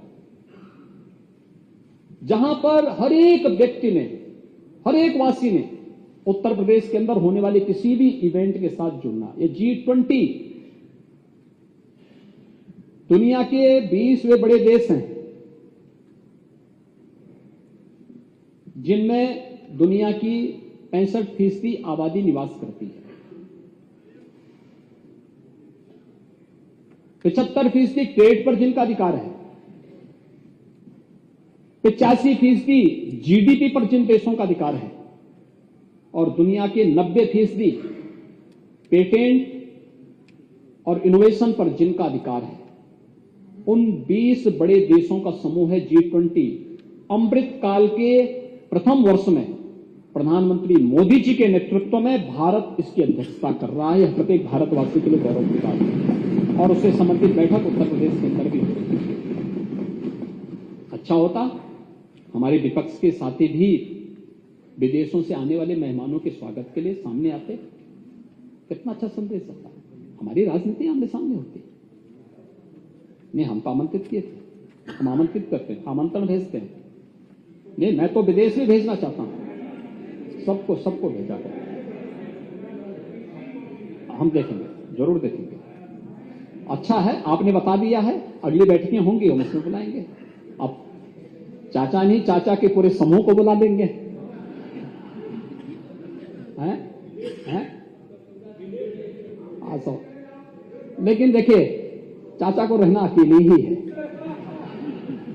अंततः रहना। अरे मैं बोल रहा हूं ना, आप इधर उधर मत झांका करिए। आप जब पांच झांक करते हैं ना, वहीं पे धोखा खा जाते हैं। आपको सीधे चलना चाहिए जैसे आप पहले चलते थे, जिसके लिए आप जाने जाते थे, उसी तर्ज पर आपको चलना चाहिए एकदम। और आप नहीं, हमारी, मैं उस पर भी आऊंगा, चलिए उस पर भी बता देता हूं। महोदय, आगरा में और लखनऊ में अतिथि देवो भव का जिस अद्भुत मिसाल को प्रस्तुत किया गया, वो अद्भुत था। हर डेलीगेट प्रसन्न था, अभिभूत था, एक संदेश लेके गया भारत की और उत्तर प्रदेश की सामर्थ्य को लेकर के। उत्तर प्रदेश और देश ने कैसे कोरोना जैसी महामारी के बावजूद अपनी इकोनॉमी को आगे बढ़ाया है, कैसे भारत आगे बढ़ रहा है, और उत्तर प्रदेश देश की सबसे बड़ी आबादी का राज्य, उसके बारे में जो धारणाएं थी वो लोग हर व्यक्ति अभिभूत था। हमारे पास अवसर होते हैं, लखनऊ में जो समिट हुआ था, 20 G20 के देश थे, 9 मित्र देशों के भी प्रतिनिधि आए थे और 7 अन्य संगठनों के भी, अन्य देशों के संगठन के भी प्रतिनिधि आए थे। हर व्यक्ति अभिभूत था, प्रसन्न था। अलग अलग क्षेत्रों में उन्होंने विजिट भी किया, देखा, अपनी आंखों से देखा, विकास की इस यात्रा को देखा। बाहर का व्यक्ति कह रहा अच्छा हो रहा है, हमारे विपक्ष के साथी कहते हैं कुछ नहीं हो रहा है। उनको बोलने में भी संकोच आता है और निवेश कुंभ के लिए ही आ गए होते हैं। निवेश कुंभ में तो हमारे 10 पार्टनर कंट्री भी थे, Netherland, Denmark, Singapore, Japan, Korea, Australia, Italy, UAE, UK, Mauritius, ये सभी थे। 40 देशों ने सहभागिता की। निवेश कुंभ, निवेश तो प्रदेश के लिए हो रहा है ना, केवल बीजेपी के लिए, केवल अपना दल के लिए, केवल निषाद पार्टी के लिए थोड़े हो रहा है। ये तो उत्तर प्रदेश के लिए निवेश हो रहा है। कितना अच्छा होता विपक्ष के साथी भी आते, अरे साहब ये उत्तर प्रदेश के लिए हो रहा है, हम भी सहभागी बनेंगे। लेकिन विकास का एजेंडा हो तब ना, विकास का एजेंडा नहीं। और इसमें जो कार्यक्रम हुए, हर व्यक्ति अभिभूत था। आभारी हैं आदरणीय प्रधानमंत्री जी के, महामहिम राष्ट्रपति जी के, 17 केंद्रीय मंत्रियों ने, 5 राजदूतों ने, 4 देशों के मंत्रियों ने और 25,000 से अधिक डेलीगेट्स इस पूरे अभियान के साथ जोड़ करके सफलता की एक नई ऊंचाई तक पहुंचाए और तब जाकर के लगभग 35 लाख करोड़ रुपए के प्रस्ताव उत्तर प्रदेश को प्राप्त हुए। उसके लिए प्रारंभ, उसके लिए कार्य किए गए। उत्तर प्रदेश ने कुछ दिया, सुरक्षा का माहौल दिया। उत्तर प्रदेश ने एक मैसेज दिया परसेप्शन का, इंफ्रास्ट्रक्चर दिया, सेक्टोरियल पॉलिसीज बनाई, दुनिया को बताया। वे लोग आकर के देखे और जब उन्हें लगा कि नहीं, परिवर्तन देखने को मिला है, आज जब दिख रहा है जमीनी धरातल पर ये सब चीजें दिखाई दे रही हैं। जिन लोगों ने पहले निवेश किया और निवेश करने के बाद फिर उन्होंने इसके मैसेज को लेकर के आगे बढ़ाया कि यूपी के बारे में अब हम लोगों की धारणा बदल चुकी है, हम आएंगे, और उस कार्यक्रम के साथ जुड़े होते कितना अच्छा होता। आज यूपी एक्सप्रेस हाईवे के भी रूप में जाना जाता है। पूर्वांचल एक्सप्रेसवे पूर्वी उत्तर प्रदेश को जोड़ रहा है, बुंदेलखंड एक्सप्रेसवे बुंदेलखंड को जोड़ रहा है, गंगा एक्सप्रेसवे पश्चिमी उत्तर प्रदेश को मध्य उत्तर प्रदेश और पूर्वी उत्तर प्रदेश को जोड़ रहा है। वाराणसी से हल्दिया के बीच वाटरवे, ये देश का पहला नंबर 1 वाटरवे है जो हमें पूर्वी बंदरगाह के साथ जोड़ता है। रेल नेटवर्क प्रदेश के अंदर सबसे बेहतरीन 16,000 किलोमीटर का रेल नेटवर्क यूपी के अंदर है।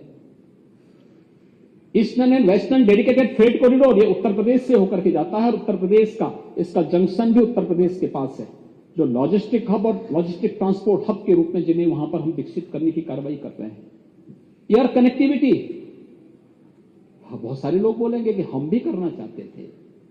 ये वही बात हो गई है कि परीक्षा देने के लिए गए और भूल गए, उसके बाद जो है पढ़ाई नहीं था, भूल क्या गए, और उसके बाद जब पास में साहब मुझे भी याद था लेकिन मैं भूल ही गया था। तो ये आदत कुछ लोगों की है, तो लोग वही कर दिखाना चाहने का प्रयास करते हैं। अरे साहब हम भी करना चाहते थे लेकिन हम कर नहीं पाए, किसने रोका था?